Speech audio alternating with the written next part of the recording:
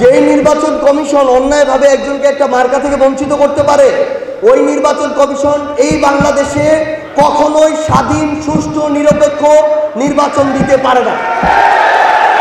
ওই নির্বাচনের অধীনে এই বাংলাদেশে কোনো নির্বাচন হতে পারে না, ওই নির্বাচন কমিশনের অধীনে। কিন্তু তাদের মন চাইলো দিব না, এই আচরণ আমরা কোনোভাবে এনসিপির পক্ষ থেকে মেনে নিব না। এবং যেহেতু আইনগত কোনো বাধা নেই, নির্বাচন কমিশন অবশ্যই এনসিপিকে শাপলা প্রতীক দিবে এবং সেই শাপলা নিয়ে এনসিপি আগামী নির্বাচনে অংশগ্রহণ করবে।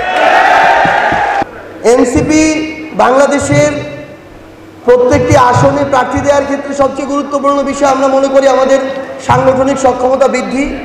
আমরা সেই লক্ষ্যেই কাজ করছি। বিগত সময়ের যে কালচার, টাকার বিনিময়ে নমিনেশন, আমরা সেই করাপ্টেড কালচারে যেতে চাই না। তাই আমরা আমাদের জেলা থেকে শুরু করে ওয়ার্ড পর্যন্ত কমিটি করতে চাই। আমরা বিশ্বাস করি আমাদের ত্যাগী নেতাকর্মীদের মাধ্যমে আগামী সংসদের প্রত্যেকটি আসনে আমরা জিতে আসার মতো সেই ধরনের যোগ্য প্রার্থীদেরকে মনোনয়ন দিতে পারব। নির্বাচন কমিশন সচিবের কথা শুনে মনে হয়েছে যে শাপলা দেওয়ার ক্ষেত্রে আইনগত কোনো সমস্যা থাকা না থাকা এগুলো তাদের কাছে কোনো বিষয় না। শাপলা দিবে কি দিবে না এটা তাদের মন মর্জির উপরে নির্ভর করে। অভ্যুত্থান পরবর্তী বাংলাদেশে কোনো স্বাধীন সাংবিধানিক প্রতিষ্ঠান থেকে মন মর্জি মতো চলা, স্বেচ্ছাচারিতা করার যে আচরণ, এটা আমরা প্রত্যাশা করি না, এটা আমরা মেনেও নিব না। কোনো প্রতিষ্ঠান, শুধু নির্বাচন কমিশন নয়, কোনো প্রতিষ্ঠান তাদের জায়গা থেকে স্বেচ্ছাচারী, বেআইনি এবং বৈষম্যমূলক আচরণ করতে পারবে না।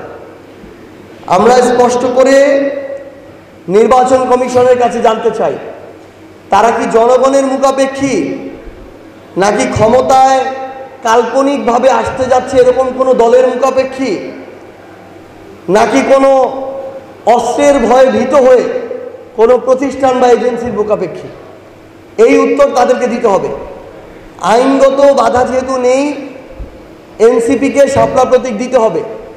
তারা তাদের জায়গায় শাপলা প্রতীক আমরা যখন চেয়েছিলাম আবেদনের সময়, তখনও তারা লিস্টে এটা অন্তর্ভুক্ত করতে পারত। এখনও আমরা আইন মন্ত্রণালয় থেকে শুরু করে আইন সংশ্লিষ্ট বিভিন্ন যে প্রতিষ্ঠানগুলো রয়েছে তাদের সাথে কথা বলেছি, চাইলে তারা এখনও করতে পারে। কিন্তু তাদের মন চাইলেও দিব না, এই আচরণ আমরা কোনোভাবে এনসিপির পক্ষ থেকে মেনে নিব না। এবং যেহেতু আইনগত কোনো বাধা নেই, নির্বাচন কমিশন অবশ্যই এনসিপিকে শাপলা প্রতীক দিবে এবং সেই শাপলা নিয়ে এনসিপি আগামী নির্বাচনে অংশগ্রহণ করবে।